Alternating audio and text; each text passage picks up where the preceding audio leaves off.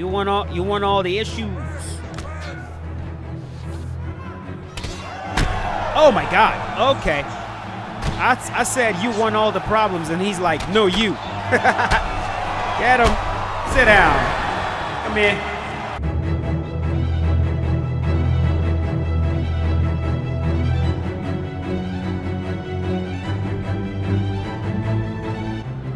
Alrighty, so looks like we got another alter ego for Alistair Overeem. This is the Strike Force version of Alistair Overeem. This is like the third one, I believe. I mean, like the third character model we have for Overeem.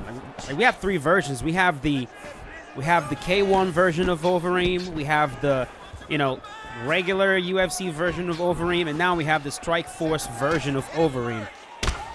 So Overeem getting all the love. Someone else that has quite a few character models is Conor McGregor, right?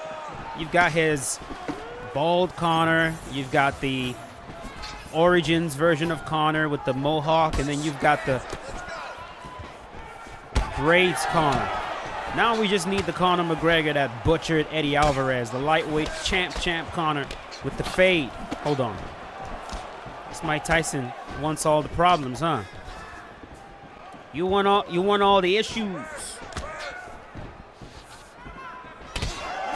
Oh my God. Okay. I said you want all the problems, and he's like, no, you. Get him. Sit down. Come here. Come here. Come on, sir.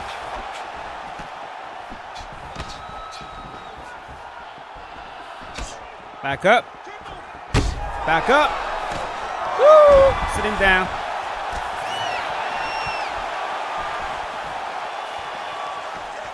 The way Overeem used to fight, man, when he was... That's not what I meant to do. I meant to enter the clinch, buddy. The way this man... There we go.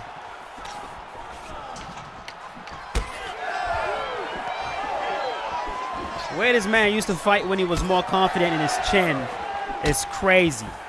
He would just stand directly in front of people, tank shots, and just absolutely butcher him. His knees, man. Overeem's knees are a thing of legend. See how this guy is like throwing shots as he's about to enter the pocket? The head kick is right there.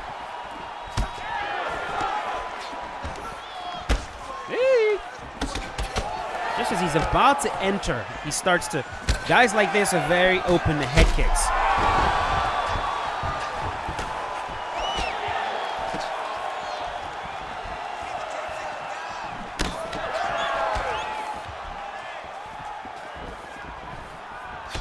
Back up. It's loading up.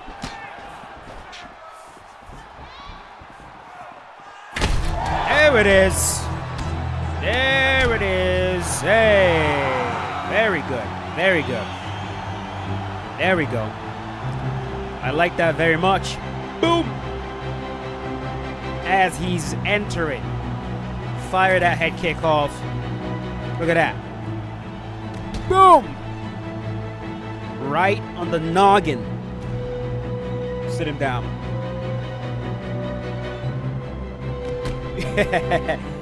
That might be the thumbnail, man. I don't know. I don't know. All right, so I don't know how many matches we're going to do with Overeem. We'll see. We'll see. Let's move on. Ladies and gentlemen. You ready to fight? Ready. Good. Thank you.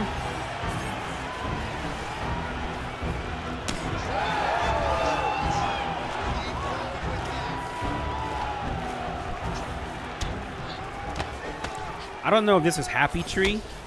The name says Happy Tree's friends. I'm not sure if it's actually Happy Tree or, as the name says, his friend. But we'll see.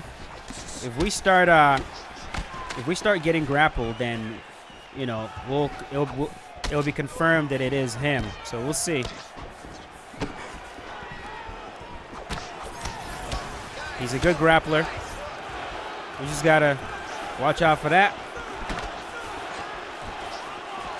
And he's using Jon Jones. Jon's a problem. I would know. Yeah, whoever this is good. Like, I write a...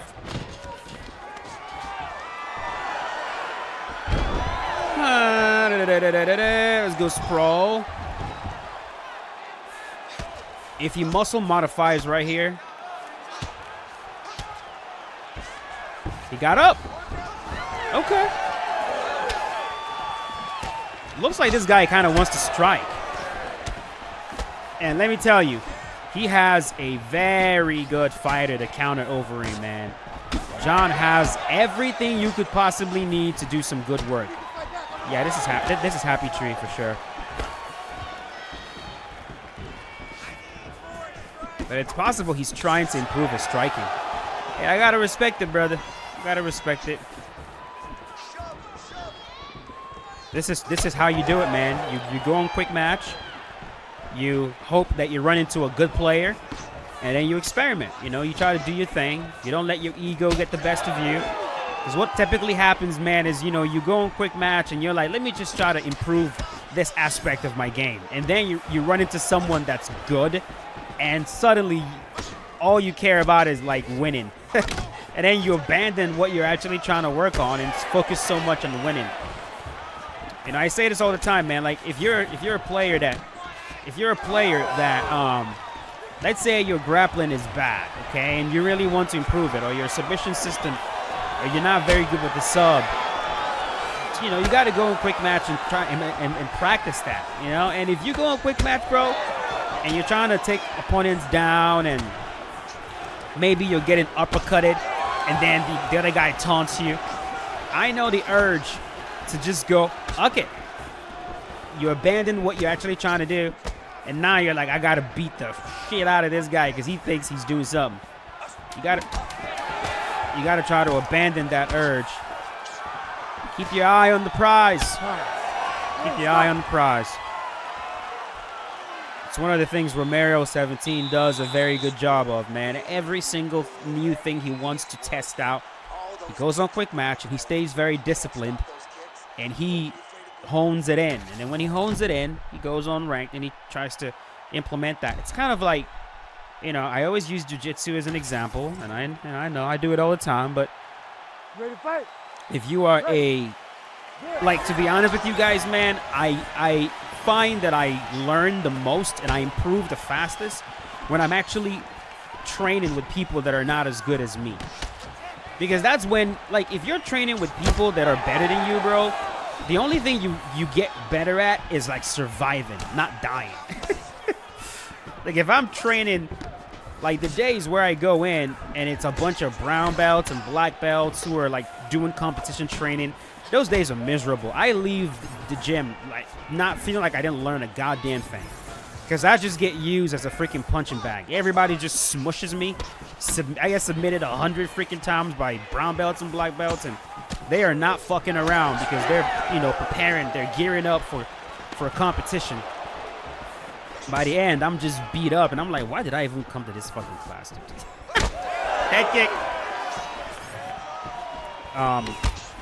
But the days that I feel like, man, I really learned a lot is the days that I, like, you know, I go against, like, a blue belt who I'm better than, or I go against, like, a white belt, and I get to just run a clinic on them. But, like, I'm not, like, smashing them to bits, but it's like, oh, you know, I tell myself, okay, I'm gonna, in this 5-minute, no, tell myself, in this 5-minute round, I want to submit you twice with a mounted triangle. And that helps you get better at the mounted triangle, right? Gets you better at passing the guard, getting the mount. That's where you practice the things you've actually learned, because you're doing it against resistance, but not resistance that is too much that you can't possibly get the move to work. Joe Rogan famously said You know, the way you get good at jiu-jitsu is you strangle blue belts. And he's right, man. He's right. He's right. It's like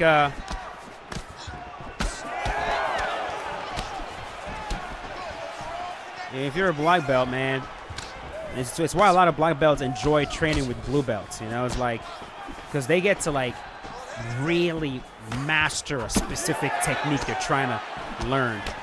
And the same thing applies for the game, bro. Like you're not gonna get significantly better just constantly fighting serious competition. Hold on a sec. This is where it gets bad. But your training has to be intentional. You can't just go bum stumping in quick match. You know what I mean? Like, you can't just like, no! That was a scramble. You can't just, like, if you're trying to improve, you can't just like, all right, let me just go in quick match and just like do the same shit I do in ranked. You know, knee elbow or clinch spam or whatever the hell that you do. Like, you go in quick match, pick, says nice striking. I'd just say good fight to him. Yeah, good fight, buddy. Floating ice bag is always hilarious. Good job, EA. Good job. So yeah, man, like, you know, hey, you know, my defense is bad. My defense is piss poor. All right. Go on quick match and do nothing but just try to move your head. All right. Try to move your head. Try to. It's like, oh man, I'm terrible at pivot lunges. I can never get it to work. Go on quick match and try to hit pivot lunges. That's just what it is, man.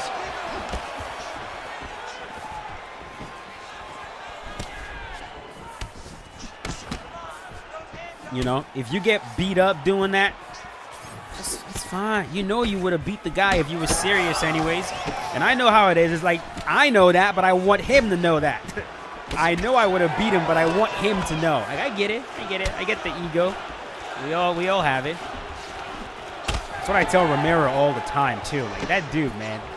Sometimes he just is like, he doesn't want anybody to get a freaking inch. And I'm like, bro, relax. Calm down.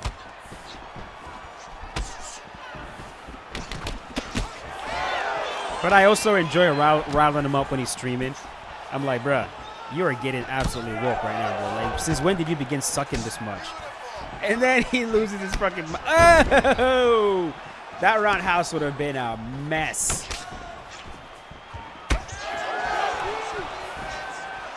Anyways. You guys get the point.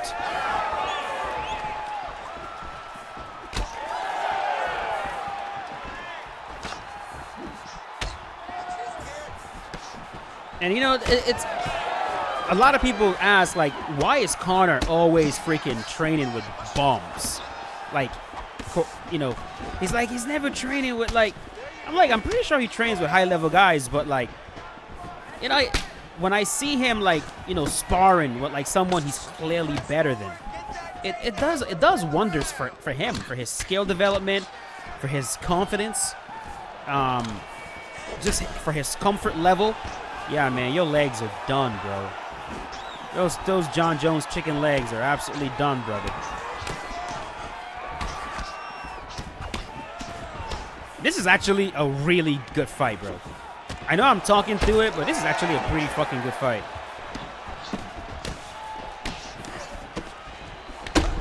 Got him again.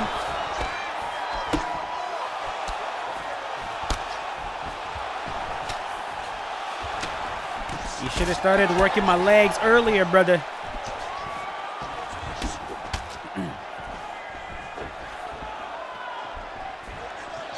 Nope. There we go. Got him again.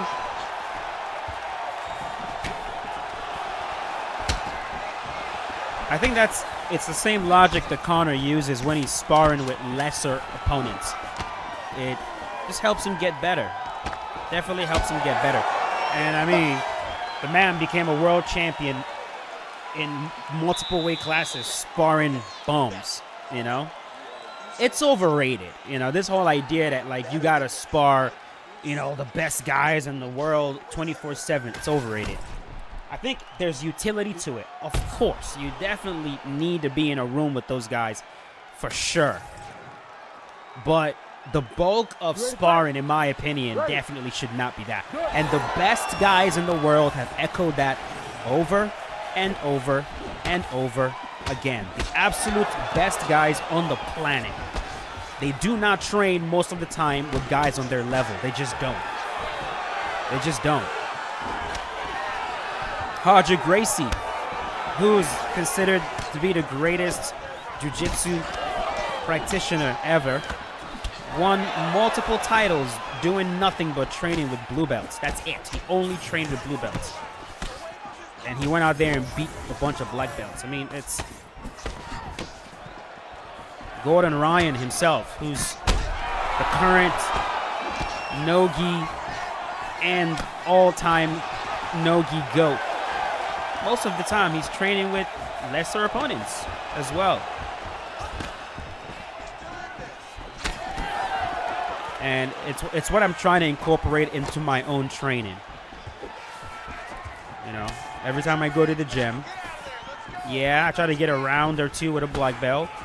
But man, for my development, like I need like blue belt, white belt, an older purple belt, an older brown belt, just someone I can like just work stuff on. Or if the black belt is really, really fucking good, I'm talking really, really good, they'll let you work while also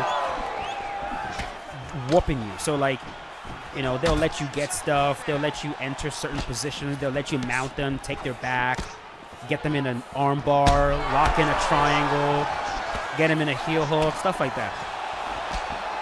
It's a beautiful experience. All this to say, go on quick match and practice. Hey! Yo, sitting down Jon Jones is hard, bro. Like, this is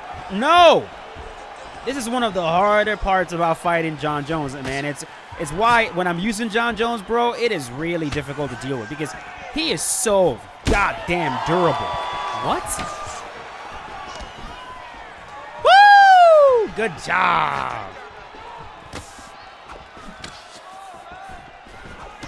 Yo, this fight is actually becoming a war, guys. So let's shut the fuck up and focus a little bit. There we go. Knock him down!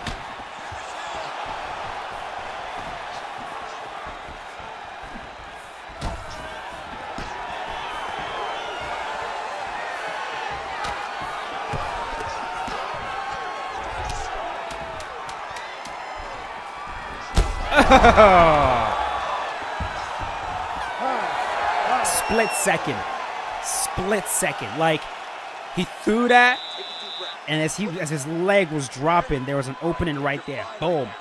Hit him with that right hook.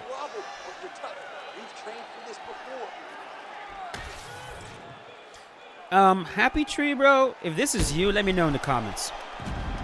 Or you can just let me know privately if you don't want people to know that it's you. You ready to fight? But some tells me that it is you. And if it is you, bro, your Jon Jones is actually pretty fucking good.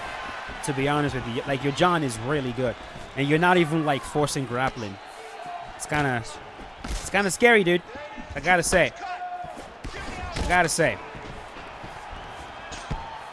Like, you are giving me a hard time on the feet right now with Jon.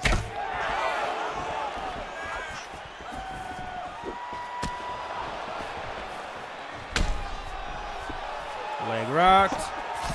He's like, what are you gonna do? What are you gonna do?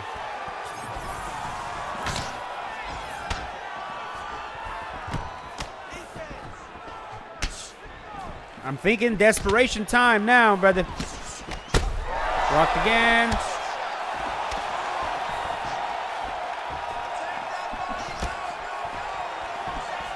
Have I been rocked in this fight? Oh, you can't be doing that, man. You can't be whiffing like that. Not with your head held this low.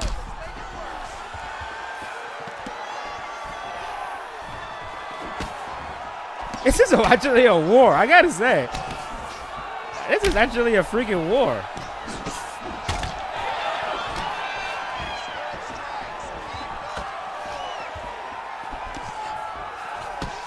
Ah! Woo! Smart. To go for that head kick right there.